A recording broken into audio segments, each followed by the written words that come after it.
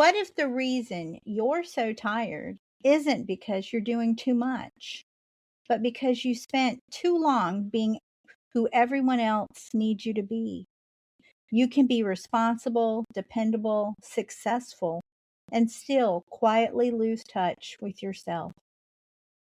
Today's guest gives us a surprisingly simple way to begin figuring out what actually matters to us. And all you need is a pen, a piece of paper, and about 60 seconds. So pull up a chair. This one might help you hear a voice you haven't listened to in a long time. Your own. Welcome to At the Counter with the Baking Pastor. I'm Laura. Pull up a chair. There's no rush here.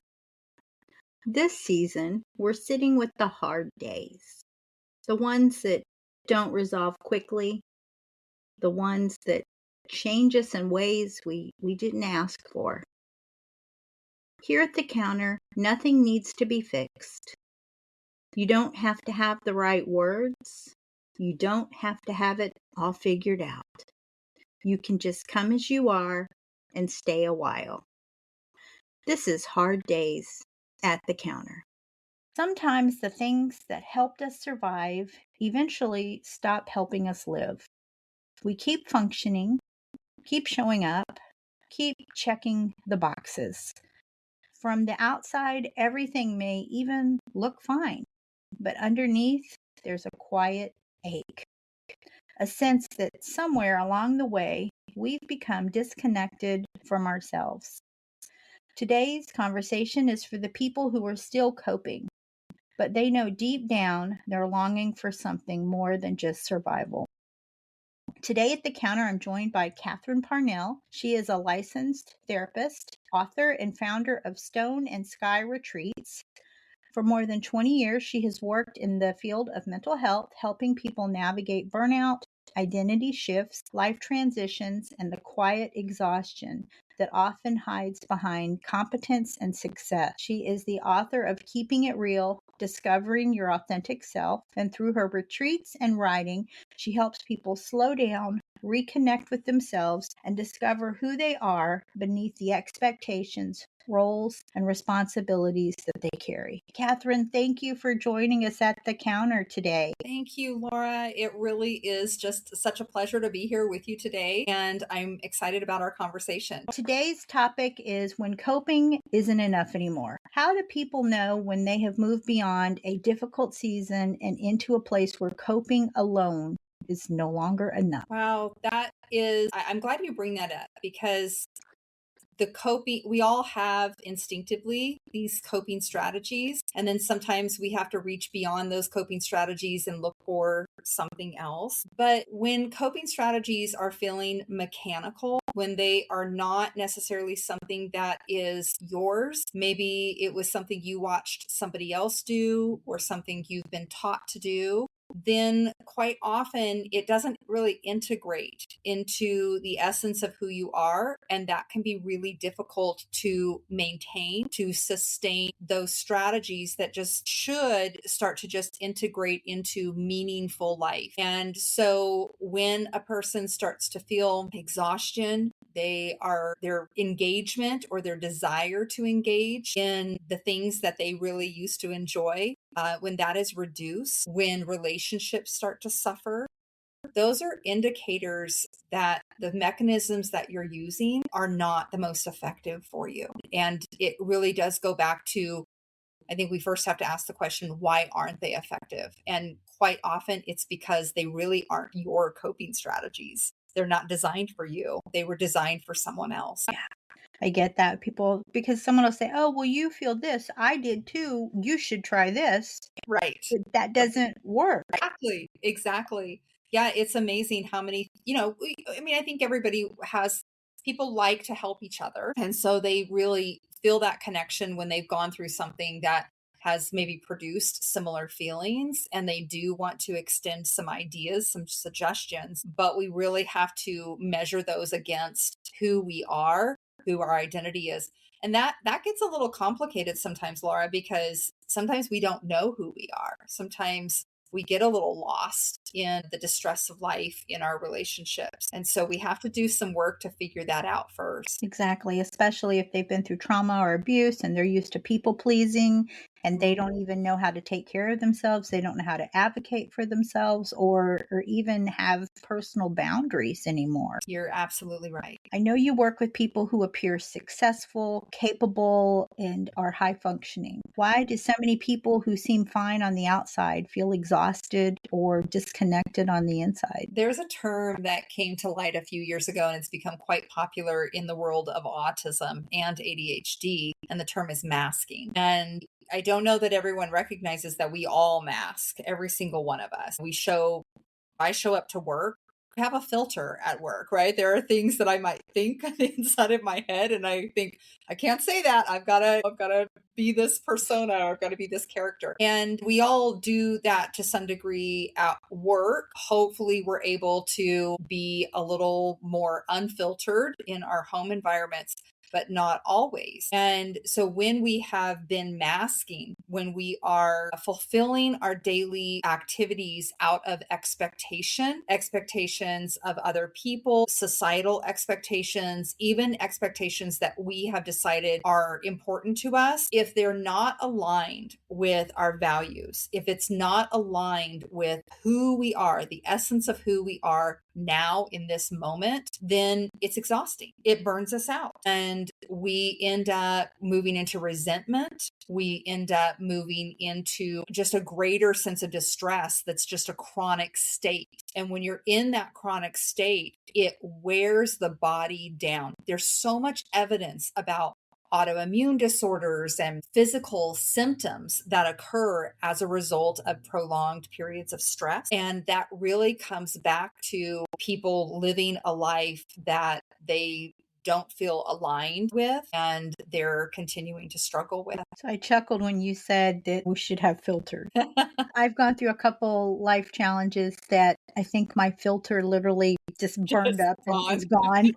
And so my mom and I have this term, we call it our outside voice. Uh-huh. And that means it's outside your head. Are you really wanting to say that? Right. Right. It's so true. It's so true. We all do it. My children would joke with me. Most of them are adults now, but they would joke about how I would be very frustrated with them and have a tone, my mom tone, and then I'd pick up the phone for a business call and have a completely different demeanor. And the business call, that call took more energy because I had to shove down the frustration that I was feeling with my children in that moment. And it's not about pretending because I was still that business person, but I had to push down some other things that I was feeling to be able to show up and be present for that phone call. And so it does take a lot more energy when you are having to navigate more than one world in the same space. I'm just going to say this now. Mom, I'm sorry when you listen, because we actually have joked about at one point where she may be fussing at me for letting the dog be crazy or just fussing at me because I did something wrong. Phone rings and she's like, "Oh, hi." And I'm like, "Hello, you were just like ripping Yeah. me a new one, really?" And then she'd get off the phone and go from that back to, "And you Uh-huh. need to finish." And it was like, I had forgot about it for a long time. And then not too long ago, we were talking about it and laughing about it.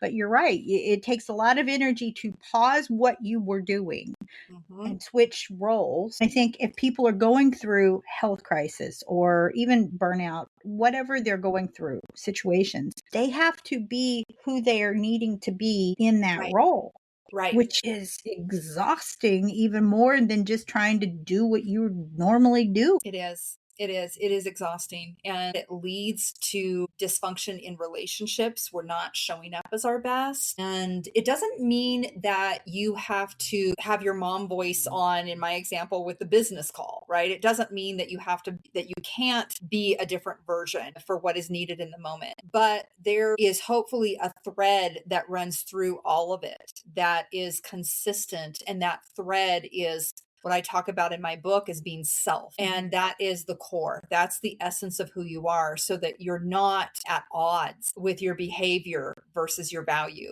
Because anytime you find that you are in a great deal of distress, you can always pull it back to your values and your behaviors are not lining up.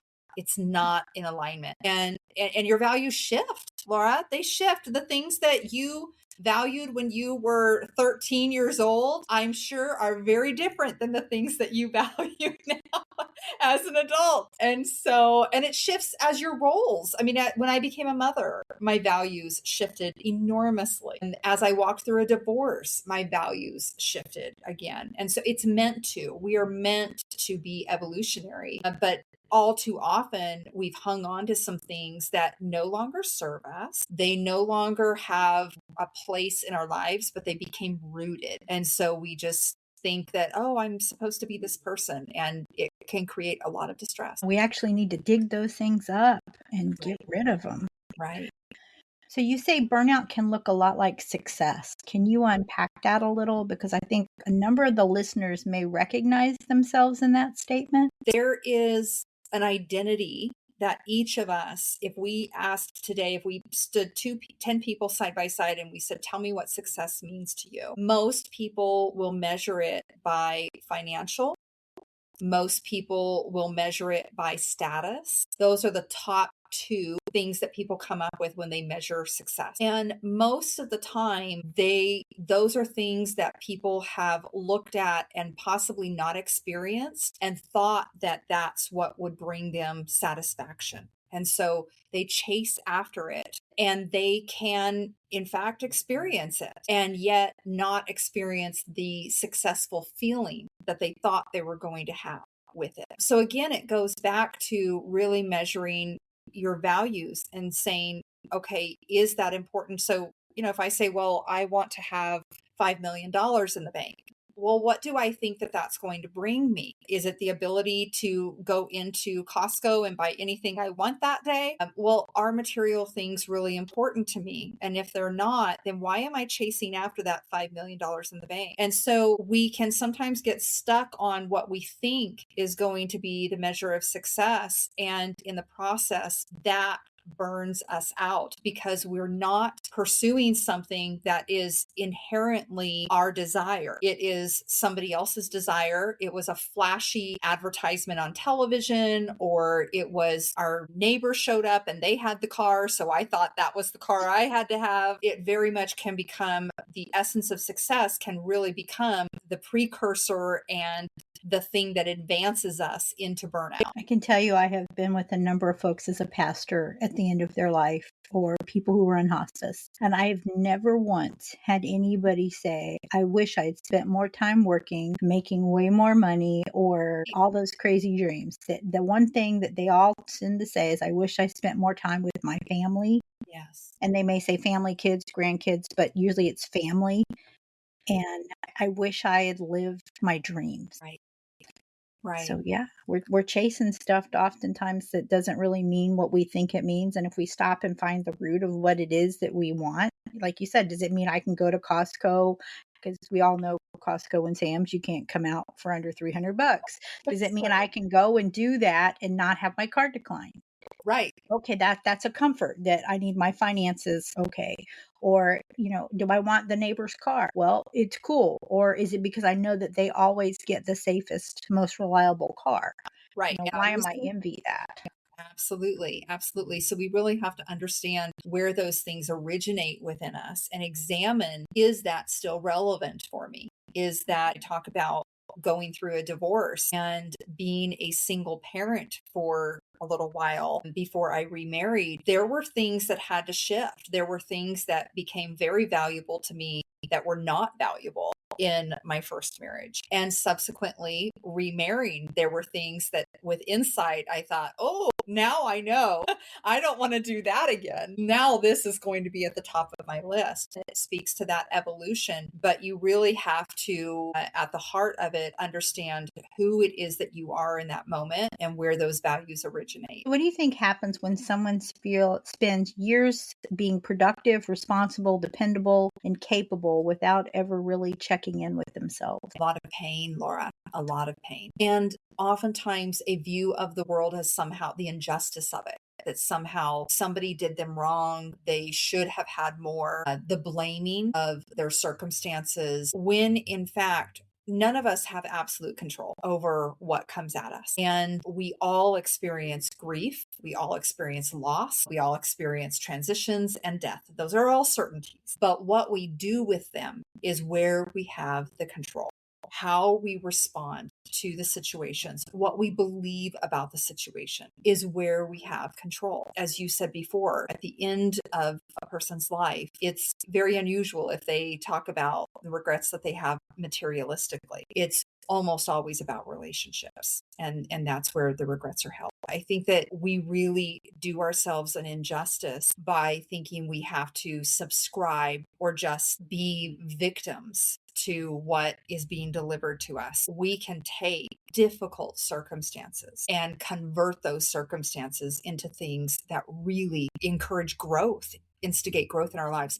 I have a motto, and all of my employees and my family, they all know. They hear it and I'm sure they go, "Oh, she's saying it again." But it is that things happen for us and not to us. That is a genuine core mantra that I walk through life with.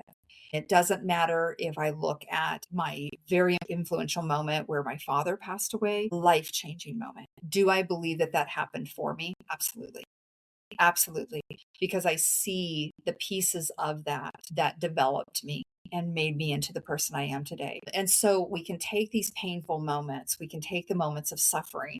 And it doesn't mean that we celebrate the suffering. I wouldn't go that far, but I would say that we can recognize that in the suffering, there's opportunity for us to develop into better versions of who we are. I like that you said that because I was asked on it. I was interviewed on a podcast this morning, and I said that the question was, I had walked through breast cancer, and how could I find that to be a blessing? Well, when I got the diagnosis, heck no, it wasn't a blessing. It was like, oh, good grief. But as I now look back, and shortly after all the treatments and all of that craziness, I knew it was a blessing. I asked, I'm like, Lord, why? Why did I have to go through this? And he's like, you're going to use this. And I was like, Right. okay.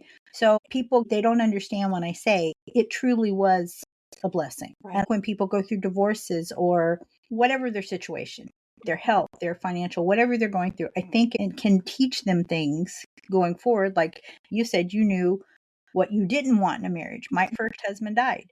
So when I was starting to date again, I had a list of, I want my next person to have a good sense of humor. If my Right. doggies step out of line, be willing to pop their butts and say, we don't act like that. Mhm. I wanted them to get along with my family and my friends. I wanted them to have a good job. I Right. didn't say what the job had to be, but I think we live and learn. And like you said, it changes who we are, what we do, what we expect, and what we want. Exactly. Exactly. Yeah. It all has so much potential if we can understand it, if we can really not lean into victimization. Victimization is not what it's about. It is about recognizing how much control we have and what are the areas where we can influence, even with something that's going on in our lives. How can we share that influence? I would imagine that when you tell people that it was a blessing. They may think at first, like, this woman is not well. But then beyond that, what amazing influence you have the potential to have because you have that credibility and you have walked through it, a very difficult circumstance where your life was threatened, and still be able to say that you developed growth out of it. That's remarkable. I wish, 'cause I work with a lot of abuse and trauma victims, and they come in with that's their label. Like, who are you? Not, I'm a mom, I'm a daughter, I'm a victim of abuse. And it's like, okay, why are you claiming that? Like you said, it may have happened to you, but in that case, yes, you some bad stuff happened. But what can we do with it? What can we take from it? What can we look for moving ahead? What skills do you have? You are strong. You're resilient because you went through it and you dealt with it. Not everybody does. And so that being stuck in that victim label is like, oh, please, let's take a little sideways. Yeah, just a little small step. Your book is called Keeping It Real. What does good gracious, my tongue's not working. What does authenticity actually mean? God, I can't even say that word, can I? Authenticity. What does authenticity mean? And why is it often harder than people expect? Well, I may sound like a broken record here, but it absolutely goes back to the values and understanding who you are in that and then living out of that. That is what authenticity is. It doesn't mean that I don't have different aspects of me, different roles in my family. Of course, I am much more known than with people that I work with. And that doesn't mean that I am disingenuous or not authentic in both of those spaces. When I wrote the book, it really was very healing for me to walk through the process and tell the stories about the experiences that I've had. They're not all pretty stories. They're not, some of them are glorious reminders of great things happening. And some of them for a long time carried a weight of shame with them over choices I had made or experiences that I had endured. And so, but once I began to realize the process of unpacking that and saying, okay, I experienced it, or I made this choice that wasn't so fabulous. And then what? What does the next page tell us? And because if I didn't learn something from it, I was very much going to repeat the same mistakes over and over again. And then be in that boat where I'm blaming everybody else around me because I'm not getting what I really desire. I'm in the process of recording it, and it's been delightful again to go back and revisit these stories and look at it and think, my goodness, there's been so many opportunities for learning that somebody else might say, so many hard things I've gone through. But I look at what I was able to perceive, or what I was able to generate as a result of some really difficult things. One of the themes in your book is the role family expectations play in shaping identity. How do we recognize when we're living from the expectations that we may have inherited instead of values we intentionally choose? It doesn't matter who you are. None of us were set on a rock and just raised ourselves. We had people that helped bring us up, that were caregivers, whether it's parents, grandparents, foster, whatever it is. And so we absorb those influences. We absorb their beliefs about the world, about money, about relationships, about faith. All of those aspects are initially absorbed. So we're never going to discard. We're never going to be able to completely separate and say, well, this is their stuff and this is completely mine. But as we move into adulthood, and this actually can begin in adolescence, recognizing what is ours. And again, going back to those values. Those values are intuitively placed in us and they rise to the top. And then if we can extract those and say, okay, that's what I'm going to use to govern, is those values. If honesty is something that is incredibly important for me, and I was raised with a parent who just couldn't tell the truth if their life depended upon it, then I'm probably going to have some inner conflict there, because I'm going to have some behaviors that were modeled for me that I might instinctively try to demonstrate, but I've got this value of being honest. So we really have to do the work to step back and learn how, one, what is our value? And then two, how do I activate that value in my life so that it is producing the results that I am wanting? Really. Many people become known as a strong one, a helper, a peacemaker, a caregiver, maybe an achiever. How do we know when a role that once served us is no longer serving us? Laura, when you are any time in life, when you are experiencing distress, that is the time to examine these questions like you're having today. How do we know? How do we know that what I'm living right now is not authentic? How do I know that I am burning out? The clue is distress. Now, the challenge with that is sometimes we bury that distress. We've learned to bury it. And then, as I mentioned before, we start, I don't know why I keep having these migraines, and I don't know why I can't sleep. And the physical manifest begins to be evident. And those things at their root are rooted in a chronic level of stress, which produces inflammation. And I am certainly not a I'm not a doctor, but there is enough evidence out there that all of us can read that tells us these are the signs that we need to pay attention. It's funny. So I pulled out a book. I have a book called Feelings Buried Alive Never Die by Carol K. Truman. And this book is so funny because often when clients come to me, they'll say, I've been having migraines, or this body part hurts, or I've always had problems with my colon, and I'll look it up. Have you ever felt this or this or this? And they're like, is How that did you really? know? Yeah, anger's where? Oh my gosh. All I had to do was forgive people? No, I can't forgive. But our body is so amazing. Yeah. And it comes and it doesn't necessarily know what to do with those feelings at the time. It just knows we're feeling them. And how many people take their emotions because they're either they're at work and they can't deal with it, or they're at home and Right. they can't deal with it, and we stuff them. Mhm. And we stuff them and we stuff them and we stuff them. And then we get so used to stuffing them that we continue to stuff them. And then all of a sudden they present as a health issue. And you're like, Right. holy moly, where did that come from? I don't know where that came from. It gets out of the blue. And it's like, haven't you have a headache for like 3 months now? Right. Really? You've not been And sleeping for how long?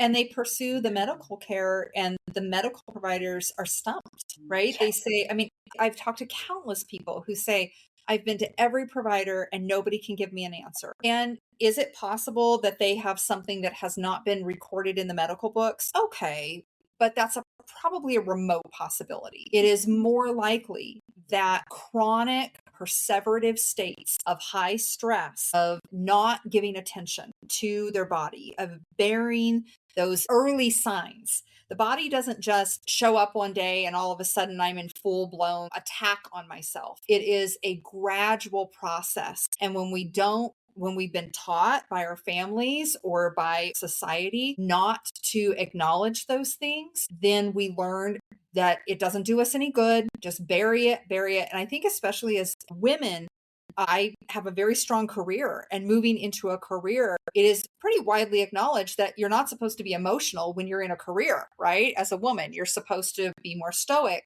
But then on the other hand, we also have men who have been having to live by the same guidelines of you're not allowed to be emotional. Don't display what we call negative emotion, instead of recognizing that that comes from a place. And when we release it, it doesn't have to be something that is bad. It doesn't have to create disaster in our lives, and it doesn't have to generate fear. It can actually just be a really natural part of living that we move through. And when we do that, we're able to release that stress cycle. And it's pretty profound when you look at the evidence of what that does when you release it, for the body's ability to go back and heal. Just be curious. If your body's aching, have I been doing something? Or is there something that doesn't feel right or feels off? It can be as simple as that. Right. But I think we're just so used to going, I'm getting older, or I chase the kids or the grandkids around, or it's just me. It's like, no, and caregivers seem to be the worst at caring for themselves. Absolutely. Absolutely. Again, the expectation. Caregivers, I'm sure you know this, hold an enormous amount of internal guilt, and the inner conflict of, I must provide this care. And yet they still have these desires of wanting to live a life. Nobody wakes up and says, I just can't wait for the day that I'm going to care for my spouse or for my parent. That is not a dream that people put into their minds. And so when that does occur, it is very natural for people to slip into that mode of expectation versus my dream that I feel like I'm having to bury. And then if that person, if they're caregiving for someone at the end of their life, and then that ends, they're, well, what do I do now? They Role were is my whole life. That's what I hear. They were my whole life. What do I do now? Or if they've raised kids and they've cared for them and got them off to school or off to college, right, what do I do with myself now? Well, right. what did you want to do before? Maybe you want to do it again. Absolutely. Let's take a pause and just take a slow breath in and let it out. And ask yourself, who am I when I'm not taking care of everyone else? Or maybe what role am I carrying that may no longer fit? What might I discover if I listen to myself honestly? I know a lot of people are thinking, uh oh. So, Katherine, what do you see happen when someone's life looks successful on paper, but no longer aligns with what matters most to them. Well, it calls for an adjustment, and that in and of itself can also lead to loss. I just encountered this just the other day. Somebody was really feeling fulfilled in many ways in a job that they had, and yet there were some things that were missing. And so they decided, after a lot of thought, to depart from that job and to do something different. There's a lot of feelings that were coming up for that individual because they had anticipation, of course, of what they're stepping into, but also a tremendous amount of grief, a tremendous amount of loss over what they were stepping away from. I think sometimes we get confused about that and we think that means that it was a bad decision because grief was experienced or because loss was experienced. And of course, I'm using an example today of a voluntary transition, right? And not all of us experience that. Sometimes it's imposed on us. We need to understand that those feelings can sit side by side and they should sit side by side. And it's okay to feel it all. It's okay. We need to make room for that, make space for that in our lives and in our minds. One of the grief programs I use says any change we experience may or may not need to be grieved. It may be your child going from one school to the next school because of, Right. of changing grades. Maybe their teacher goes out on maternity leave and now they have a substitute. Maybe they voluntarily said, this job's not working for me. I need to go somewhere else. Yes, there may be some grief over leaving your coworkers and the status or the position or the easy drive. But when you look at the pros of what the new job is going to offer, it doesn't mean we negate the old feelings. Exactly. We need to still deal with them, or we're going to take some extra baggage with us to this wonderful new place. That's it. That's We it. don't want to do that. I Yes. know you do a lot of your retreats in Scotland, and you describe it as more than a simple place to visit. What was happening inside of you on your first visit there that you just felt so drawn to it? Laura, it was absolutely transformational. My family and I were driving through the Highlands and we were doing basically an entire tour of the entire span of the country. And we ended up for a few days in the Highlands and we drove in, and there were these beautiful mountains. I now know it as the Glencoe mountain range, and pulled in there and got out. And I was not, it's important to know that I was not an outdoorsy girl. If I went camping, I was camping in a travel trailer. I cooked my s'mores in the microwave, Laura. So I was not an outdoors girl. And so I got out of the car and stood there looking at these mountains. And of course, it's exactly how you would imagine, with the fog, the mist rolling in, and it's just moody. And I'm looking and I instantly felt connected to the earth. I had never felt that before in my life. Didn't really understand what I was feeling, but found this draw of I just want to be here. And it felt instantly quiet inside of me. And for those who know me, that's a miracle in and of itself, because I am constantly generating new thoughts, new ideas for my company or for myself, my family. And so for quiet to just be put upon me and for me to stand there and be in awe of this majestic view was quite profound. We came home after that trip. I'd seen also, when I was looking at these mountains, that there were these little trails, and I thought, oh, there's people out there walking. Okay, I don't know what that's about, but that looks fun. And I came home, did a little more research, convinced my adult children to do this hike called the West Highland Way in the Highlands of Scotland. And it is a 96-mile trek through the Highlands, and never done anything like that before. I'm not a hiker, not an outdoors person. Thought, I want to do this. So convinced them, and we trained for it, and we did it this last summer. And I taking my children over, I didn't know if they would experience something similar. I thought maybe this is just a me thing. I'm a little bizarre about it now, a little obsessed with it, and maybe it's just me. But they experienced the same thing. And I have talked to so many people that go over and say, what is this? What is this about this space? So when I developed Stone and Sky Retreats, it was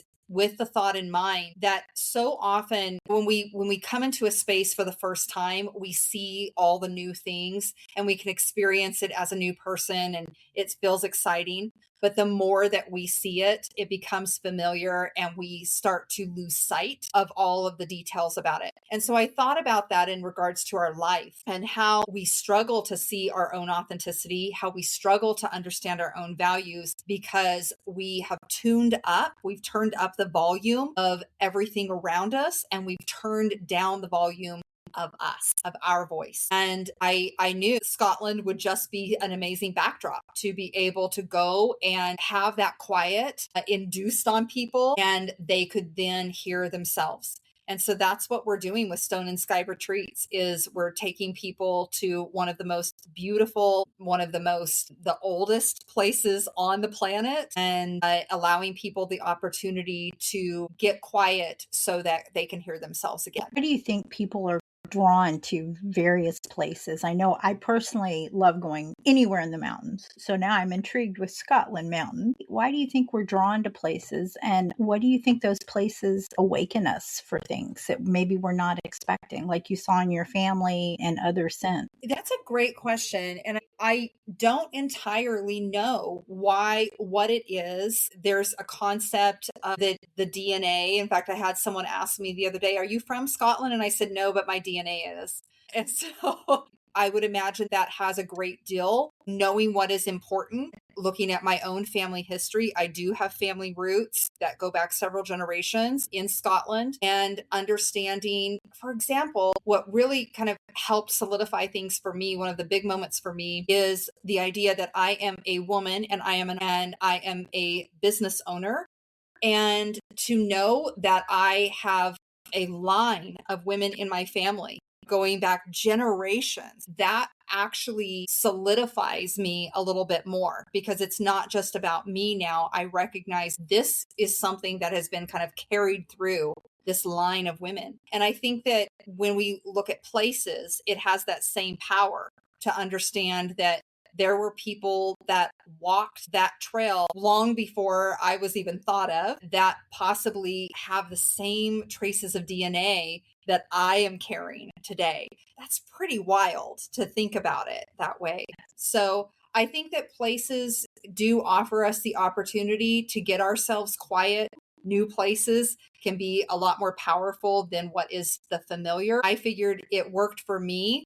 And if it worked for me, then it probably would work for a handful of other people as well. I know people struggle to slow down. Lives are busy, chaotic, and sometimes when people do slow down, they feel very uncomfortable. What Yes. have you learned about stillness?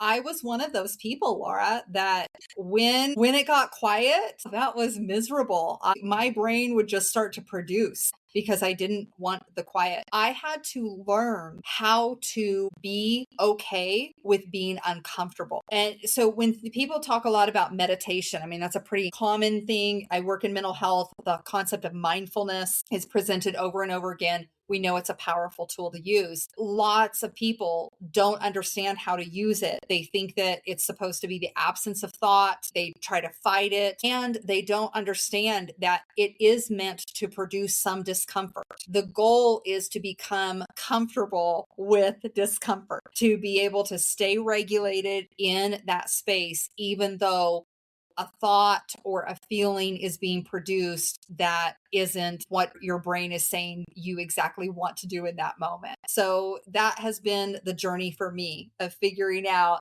it's okay to be quiet. It's okay. It was simple things like going to a restaurant and sitting by myself. That was not something I could do before. I was very uncomfortable with that concept. And now I crave it. I crave having space where I can just go inward a little bit and not feel like I've got demands on me and expectations that are being imposed on me. I am very much an extrovert, but there's a point if I'm doing a speaking event or I'm at a conference where I have had too much people, Yes, just way too much. I am the one who doesn't want a roommate unless it's my husband. right. I don't want to go back and have somebody else have the TV blaring. I need quiet to process all of the people. Uh, And then after I have my timeout that I put myself on, then absolutely I can join you at you're dinner or recharged. I need to recharge. I need to get rid of the excess so I can Mhm. recharge. Right. And then I'm ready to go again. I tell people, okay, I'm uncomfortable now. I have to go be by myself. And they're like, isn't that the most uncomfortable thing? I'm like, no, I just need to go and be by myself. Now, for some Right. people, that's taking a bath. For some people, it's journaling. Any of those sound good, but sometimes it's just removing yourself from one place where there's just so much noise going Right, on. right. And that is one of the things that we really were careful about as we were curating these retreats and figuring out what kind of a model, because there's so many different styles of retreat. You can go on ones where it is about isolation. It is about really being individual. And we wanted something though that would allow opportunity for people to find their individuality and work on their own authenticity, but also be able to practice it and develop relationships with other people in a really safe space. That is what we have done. And then of course integrating workshops coupled with being able to see the landscape of Scotland, because I thought it's unforgivable to take people all the way to Scotland and they sit in a house all day. You've got to be able to get out and to experience the land and experience the people and the culture. That's what we do on these retreats. That sounds so much fun. When people stop performing, what do they discover by paying attention to themselves? They discover an incredible core of who they are. There is, and it's so pleasing because it's the essence itself. It's you without all the trimmings, without all the extras that are piled on. It's just you. And there's nothing wrong with that. Nothing. It is pure. It is perfect. It is purpose. And so when people step into that, the distress that they were experiencing dissolves. The distress isn't there. It is peace. And like I've said about me craving that quiet time, when you experience it, you want it again and again. For someone who feels disconnected from themselves now, where does reconnection begin? It begins with first identifying what your values are. There's a little exercise that people can do that can expose what their values are. And this can be a little bit scary sometimes for people because sometimes what's revealed is not what they wanted. The exercise is very simple. It is about getting out a piece of paper and a pen. I think it's very important to do it with a piece of paper with writing it down, because when we keep it in our head, our brain will actually change the answers to give us what we want rather than what is. I have people sit down and write out. We take 60 seconds. Sometimes we'll go up to 2 minutes if people are really needing that, but write out right now. Tell me the things that are important to you. And they write those things out. And it can be, sometimes people list a person, they list a characteristic, a trait, an idea, a place, whatever. There's no wrong. It's just write it out. It's just that free association where the brain just kind of dumps. Sometimes people usually have a flood of things that first come out. There is often an instinct to hold back on something and say, oh, no, that's not actually important. And I really try to preface the work with anything that comes. There is nothing that we say no to. If it came to your thought, it gets written down. And then we step back from that and we look at the top 3 to 5 things. 3 is a much simpler way to look at it. And we say those are the values. Those are the top priorities. And this has been hard for people because sometimes what has come up for a lot of people when they do this is money. And then they go, I don't want that to be above relationships. Why am I valuing that? And it doesn't necessarily mean that that's where they have to land, that they have to live the rest of their life out, aligning with this concept of money is the most important, but it can really help them understand what they think about money. Is it money or is it security? Is it safety? Is it freedom? Is it pleasure? There are so many different aspects that are wrapped up in that. That would be the introduction to discovering who you are, is doing that values exercise. Love that. And I especially love when people use pen and paper. Whenever they journal, I'll hear people, okay, I've got my phone out. And I'm like, no, no, no, no, no, no. I want you to physically grab a pen, and actually the motion of writing from here down Right, is so important.